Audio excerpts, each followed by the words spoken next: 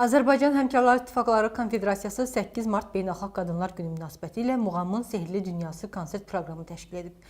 Dövlət qurumlarının, qadın rəhbərlərinin, Milli Məclisin deputatlarının, Həmkarlar İttifaqları sistemində çalışan qadın əməkdaşlarının iştirak etdiyi tədbirdə əvvəlcə dövlət himni səsləndirilib. Vətənimizin müdafiəsi uğrunda həlak olan şəhidlərimizin əziz xatirəsi bir dəqiqəlik sükutla yad olunub.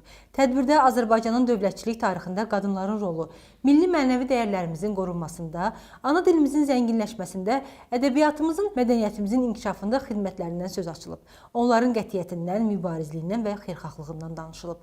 Vurğulanıb ki, müdrik xalqımız Nüşabə, Məhsəti, Sarı Xatun, Natəvan, akademik Zərifə xanım Əliyeva kimi qadınların xidmətlərini unutmur. Şərəf tarixinin parlaq səhifələrində yaşadaraq nəsillərdən nəsillərə ötürür.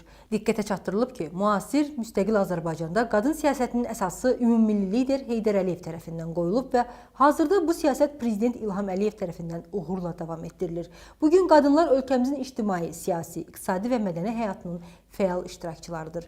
Tədbirdə Azərbaycan qadınlarının simvolu, 1-ci vitse-prezident Mehriban xanım Əliyevanın humanitar, mədəni və nəcib missiyası vurğulanıb. Fəaliyyətindən bəhs edən video süjet nümayiş olunub. İştirakçılara həmçinin Azərbaycan Həmkarlar İttifaqları sistemində aparılan islahatlar, tətbiq olunan yeniliklər, həyata keçirilən layihələr haqqında məlumat verilib. Ölkəmizin tanınmış simalarının iştirak etdiyi və əmək hüquqlarının müdafiəsinə həsr olunan layiqli əmək səfirləri layihəsinin təqdimatı olub. Sonra tədbir xalq artisti Mənsum İbrahimovun rəhbərliyi ilə Qarabağ Muğam qrupunun rəngarəng musiqi kompozisiyası ilə davam edib.